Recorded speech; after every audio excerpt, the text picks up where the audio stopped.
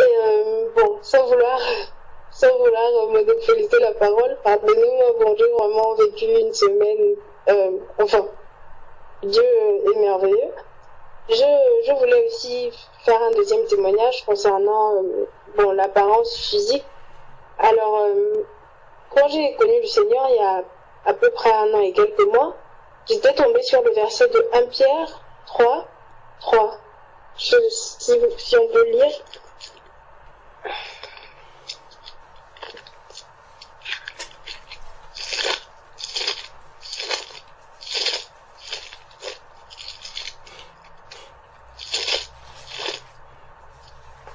Pierre chapitre 3 verset 3. Je lis.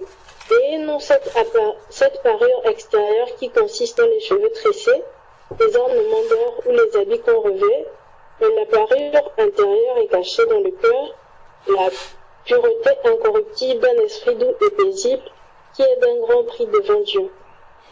Amen. Amen. Et en fait, je m'étais posé la question parce que bon, je faisais souvent des tresses avec des faux cheveux, hein. C'était pas mes cheveux, je faisais souvent des tresses avec des faux cheveux. Et en fait, ce verset m'avait un peu, j'étais confuse, je me disais mais qu'est-ce que je fais?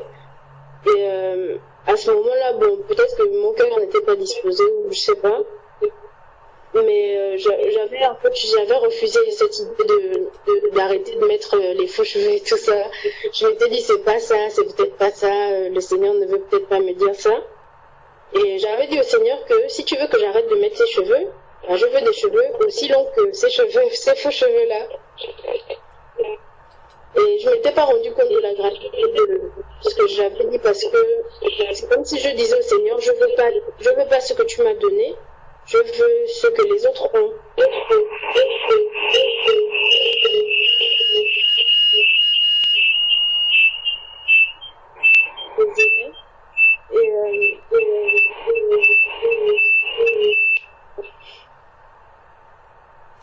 Allô? Allô? Allô? Allô? Oui. Allô? Ah, voilà, merci. Et donc j'ai pas réalisé en fait ce que je disais, j'ai juste dit au Seigneur que non, mais je veux des cheveux aussi longs et tout. Et après, il y a une semaine, quand j'étais avec les frères et les sœurs, j'ai remarqué en fait que les sœurs presque toutes les sœurs et leurs filles, ne mettent pas de rajout de cheveux ou ne défrisent pas les cheveux à leur enfant. Du coup, j'ai demandé à la sœur Linda, pourquoi elles ne touchent pas les cheveux, enfin, pourquoi leurs enfants ne mettent pas ce genre de choses sur leur tête et tout. Et peut-être par sagesse, elle m'a juste souri et elle m'a dit que c'est pour eux, enfin, elles ont d'autres façons d'entretenir les cheveux de leur enfant. Et quand je suis rentrée, en fait, ça m'a un peu perturbée. Je me suis dit, mais pourquoi moi je le fais? Pourquoi je le fais tout le temps? Et donc, j'ai posé la question à un frère. Et le frère est allé poser la question à un autre frère, au frère Gilles. Et il m'a envoyé les réponses du frère Gilles. Et dans les réponses, le frère partageait que le Seigneur nous a donné des cheveux, à nous les sœurs, et malheureusement, bon, moi, particulièrement, je n'acceptais pas les cheveux que le Seigneur m'a donnés. Et il expliquait que ce n'était pas bien. Et je suis allée lui poser la question de savoir si je le fais juste pour entretenir mes cheveux. Et il m'a répondu que le diable, des fois, nous détourne en fait de ce qu'il faut vraiment faire. Est-ce que pour entretenir nos cheveux, on a besoin de mettre des faux cheveux sur nos cheveux? Et il a continué à m'exhorter et tout. Et j'ai prié le Seigneur de me révéler ce que je devais faire. Et quand je suis rentrée, bon, je précise que c'est pour moi, je ne juge pas une sœur ou quoi qui peut mettre des rajouts de mèches et tout. Mais pour ma part, quand je suis rentrée, le Seigneur m'a convaincue de ne plus le faire. Parce qu'il m'a donné des cheveux, il m'a donné un visage, il m'a donné une couleur de peau. Et il sait pourquoi il m'a donné toutes ces choses-là. Et je ne dois plus mettre ces choses-là sur... cacher mes cheveux qu'il m'a donnés, en fait. Donc, voilà, je voulais glorifier le Seigneur parce que, bon, je voulais pas arrêter de mettre ces choses-là par suivisme. Mais je voulais vraiment que ce soit une conviction dans mon cœur et c'est ce qui s'est passé. Le Seigneur m'a véritablement convaincu que je ne dois plus le faire personnellement. Je ne force pas une sœur à le faire. Et donc je voulais glorifier le Seigneur pour ça et je voulais savoir si c'est conforme aux Écritures, c'est conforme à 1 Pierre 3. Gloire à Dieu. Amen. Gloire à Dieu. Gloire à Dieu. Amen. Alors, Amen. Oui. vous me suivez? Oui. Oui. Oui. Oui. Ok. Gloire au Seigneur, sa grâce. Je veux lire avec toi quelques versets. Dans 1 Corinthiens chapitre 11.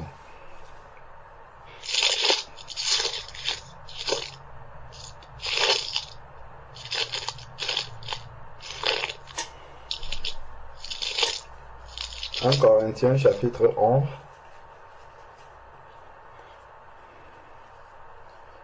Lis le verset 14 et 15, s'il te plaît. 1 Corinthiens chapitre 11, verset 14 et 15. La nature elle-même ne vous enseigne-t-elle pas que c'est une honte pour l'homme de porter de longs cheveux, mais que c'est une gloire pour la femme d'en porter, parce que la chevelure lui a été donnée comme voile. Amen. Amen. Est-ce que tu peux relire juste le verset 15? Mais que c'est une gloire pour la femme d'en porter, parce que la chevelure lui a été donnée comme voile. Amen. Dans ta Bible, est-ce que tu peux souligner l'expression « c'est une gloire » ?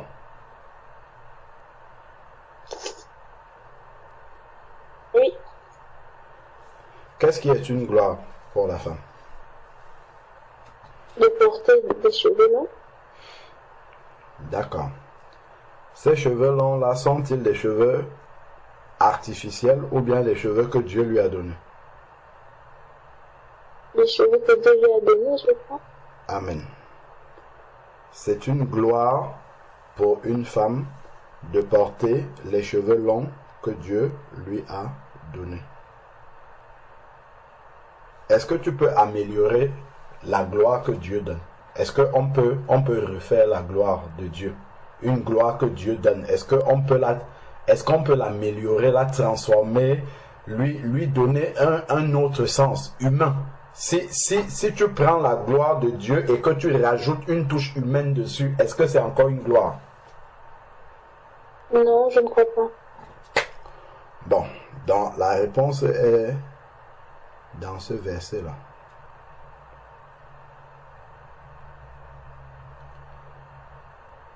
Lis maintenant le verset 16. Si quelqu'un se plaît à contester, nous n'avons pas cette habitude, non plus que les églises de Dieu. Tu as compris ce qu'il veut dire? Non. Si quelqu'un se plaît à contester ce qu'il vient de dire, lui n'a pas l'habitude de contester là-dessus.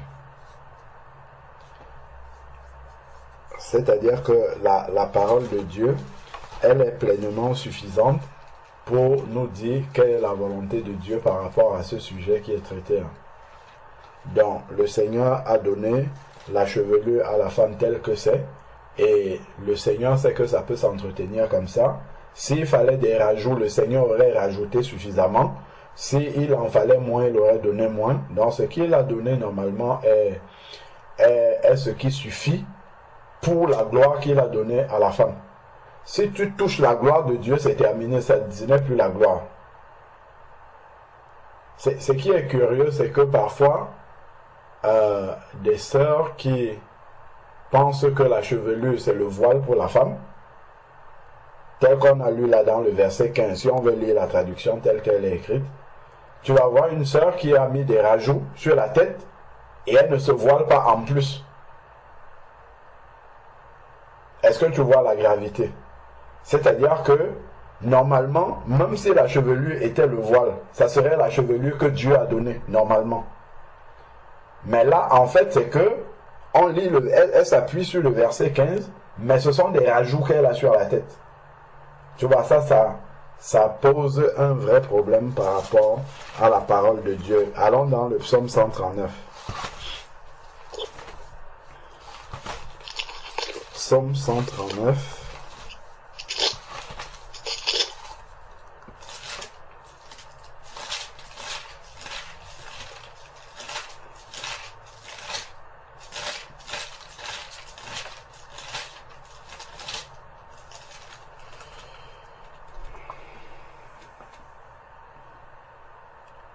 Psaume 139, verset 14 jusqu'à 15.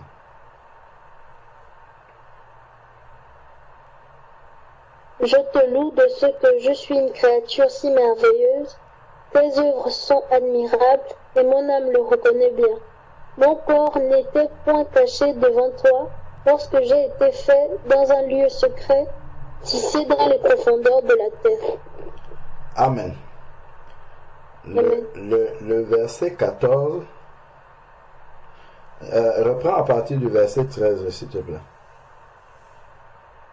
C'est toi qui as formé mes reins, qui m'as tissé dans le sein de ma mère. Je te loue de ce que je suis une créature si merveilleuse. Tes œuvres sont admirables et mon âme le reconnaît bien. Mon corps n'était point caché devant toi lorsque j'ai été fait dans un lieu secret, tissé dans les profondeurs de la terre. Amen. Amen. En lisant dans ce verset, en fait, ici, David, qui est l'homme selon le cœur de Dieu, reconnaît et loue le Seigneur de ce qu'il était déjà une créature merveilleuse étant dans le sein de sa mère.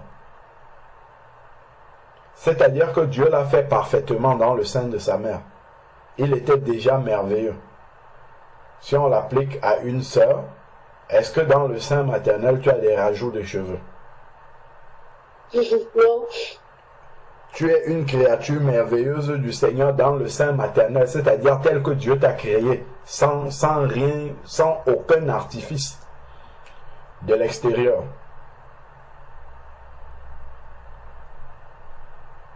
Donc, ça nous montre la perfection de la création de Dieu. Dieu, il nous a créés parfaits, comme il faut. Et le verset 15 de 1 Corinthiens qu'on a lu nous montre que la chevelure naturelle que Dieu a donnée à la femme est une gloire. Bon, si maintenant elle n'est pas satisfaite de la gloire de Dieu et qu'elle veut une gloire humaine, bon, elle va aller essayer d'améliorer la gloire de Dieu, mais par contre, je ne sais pas ce que ça va donner. Donc, si un enfant de Dieu veut améliorer la gloire de Dieu, ça laisse donc une grande question. Il faut aller prier pour demander au Seigneur si nous on est capable d'améliorer une gloire qu'il nous a donnée pour qu'elle soit encore plus glorieuse. Je ne sais pas. Donc, ce sont juste des questions de méditation que je pose à des sœurs. Amen. Amen. Amen. Amen.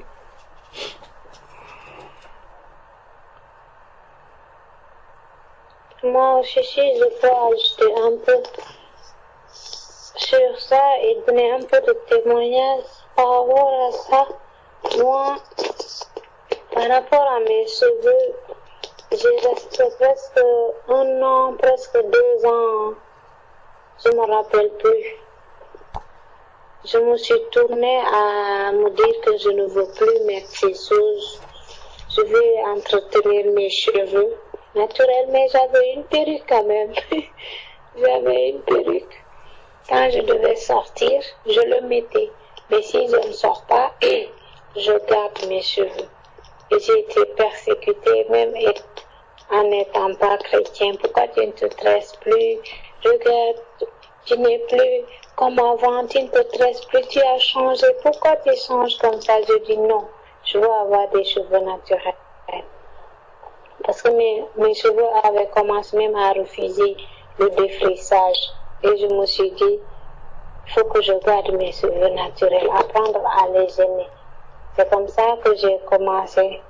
Jusqu'à ce que je suis venue en Christ, j'ai vu, comme je vous l'ai dit, que j'ai passé par des faux messages qui parlent de ça, mais quand même ce passage, moi, c'est le passage de Timothée qui parle, il faut que la femme ait cette parure intérieure et de ne pas se parer des bijoux et des cheveux tressés et qu'on doit avoir de bonnes œuvres pour le Seigneur. Ça aussi, c'est ça qui m'a fait ramener parce que quand j'ai su que c'est pas vrai, je me suis dit, est-ce que je dois commencer à remettre ces choses-là? Mais après, j'ai prié le Seigneur. Après, j'ai prié, j'ai dit au Seigneur, si vraiment... Déjà, moi, j'avais même plus cette envie même, mais il y avait la convoitise qui était là aussi. Il y avait la convoitise parce que tout le monde me dit, pourquoi tu ne te tresses plus? À un moment, j'ai voulu même leur faire plaisir, tu vois. Je peux dire que c'est pas facile. C'est pas facile pour les sœurs. Il faut vraiment que Dieu même met ce dégoût, le dégoût de ces choses et de mettre de l'amour pour qu'on aime nos cheveux en fait. C'est pas facile, même si nous voulons le faire, mais il y a aussi cette tentation. Parfois, on a envie de se faire belle. Mais moi, quand je pense à ces choses, je me dis, même si je dois faire ça, et moi, je parle toute seule en me disant, même si je dois faire ça, de toute façon, moi, je suis tout le temps en voile. Tout le temps en voile. Donc, je me suis posé la question, je vais faire ça pour qui? Je vais le faire pour moi-même ou je dois plaire à Dieu ou je dois plaire au monde. Quand ces pensées me viennent en tête, je dis, bon, moi je veux plaire à mon Dieu, mais pas aux hommes. Je veux juste plaire à mon Dieu, mais pas aux hommes. Donc c'est ça. Que Dieu aide vraiment les sœurs parce que la convoitise est toujours là. On est chrétien, mais on veut ressembler aussi au monde. C'est pas possible. C'est pas possible. C'est pas possible. Que Dieu nous aide vraiment, nous les filles, à nous dépouiller de ces choses-là. Amen. Et aussi, je voulais bénir le Seigneur pour son Esprit Saint, parce que son Esprit Saint est un. En ce moment, le message qu'il est en train de nous donner, c'est un message comment en fait. Parce que lorsque j'écoutais aujourd'hui la vidéo des frères, de mon frère Alain et Georges, à un moment j'ai entendu mon frère qui disait oui, il faut avoir ce cœur de ne pas prier juste pour ta famille. Il faut avoir ce cœur de Dieu qui aime les âmes en fait. Et c'est le message que le Seigneur est en train d'adresser à tous ses enfants. Avoir un cœur de Dieu, souffrir pour ses âmes en fait. Pour ses âmes. Amen. Je pense que je vais vous laisser. J'ai pas assez de connexion. J'avais oublié d'activer ma connexion en fait. Donc si ça part, je sais que c'est parti. Que Dieu te bénisse abondamment, ma soeur. Amen, amen. Amen, merci. Amen. Avoir le fardeau pour ses âmes parce que, comme il le disait, il nous a laissé ici pour faire son œuvre en fait. Et il faut avoir le cœur de Dieu pour pouvoir aimer ces âmes-là. Ces âmes, vraiment. Et pouvoir leur témoigner cet amour et leur dire que Jésus-Christ revient. Et que chacun de nous doit se préparer parce que à la fin, c'est pas bon à voir. C'est ça. Que Dieu nous aide. Amen. Amen. Amen. Amen. Moi, j'aimerais rendre grâce à Dieu pour le témoignage de la sœur Grâce et la façon qu'elle l'a dit, parce que finalement, je sais que j'ai fait cette erreur-là. Et une chose que j'ai aimé dans son témoignage, quand elle a dit qu'elle allait voir la sœur Linda, et la réponse de la sœur Linda aussi. Pourquoi je dis tout ça? Parce que des fois, on peut recevoir un message, et comme le Seigneur veut nous amener vraiment à marcher dans sa volonté, on peut dire de façon, comme elle a dit, la sœur Grâce, qu'elle ne voulait pas le faire poursuivre. Parce que moi, je l'ai fait auparavant pour suivre, je vais pas de répéter tout ce témoignage-là, mais pour suivre les sœurs, quoi. Suivre, puis aussi arrêter de t'agacer, de toujours te dire enlever des faux cheveux et tout ça et autres. Et après, qu'est-ce qui est pas bon, c'est que tu le fais pendant un certain temps, mais comme la sœur Hortense a dit, comme la convoitise n'a pas été réglée dans le cœur, tu finis après par tout lâcher qui revient, et c'est comme si tu n'avais jamais rien fait. Alors vraiment aussi, que le Seigneur puisse nous donner, surtout à nous les sœurs, de vraiment mettre la parole de Dieu vraiment, parce que c'est un désir, comme la sœur Grâce a dit, parce qu'on a juste le dégoût des choses, le dégoût de ces choses-là, et on veut juste plaire à Dieu. Il ne faut pas que ça devienne de façon juste une image extérieure qui est faite parce que, je sais pas, soit allé en enfer, ou t'es mauvaise œuvre, ici, ça, mais c'est juste que, comme la parole nous dit, qu'on est naturel comme ça, que le Seigneur nous a fait comme ça, qu'on a pu à plaire à qui que ce soit, et surtout aussi, je sais que c'est difficile, surtout pour nous, les sœurs d'une certaine nationalité, parce que c'est quelque chose qui est dans la culture, de vraiment montrer qu'on ne le fait pas parce que on veut suivre ou qu'on est juste chrétien, c'est juste qu'on veut rester naturel comme le Seigneur nous a fait. Alors vraiment, je rends gloire à Dieu pour ça, pour la façon que ça a été dit, parce que des fois, ça peut troubler les sœurs, qu'on peut juste leur dire, si tu vas aller en enfer, si tu mets pas de mèche, ou tu vas ressembler à une sirène, ou je sais pas quoi. Et de comprendre que le Seigneur nous a fait naturellement et qu'on doit rester comme ça, mais comme la sœur Grâce a dit, il faut vraiment que ça soit une conviction. Parce que si c'est pas fait par conviction, ça fait même rire. Rire malheureusement, comme je dis, dans la tristesse, parce que l'ennemi, il te laisse aller. Et après, quand tu vas revenir, même les gens vont être confus, vont dire, ben voilà, tu avais arrêté les cheveux et te voilà avec des tresses roses jusqu'à la taille, après 4 ans, 5 ans. Alors vraiment, que tout soit fait par conviction.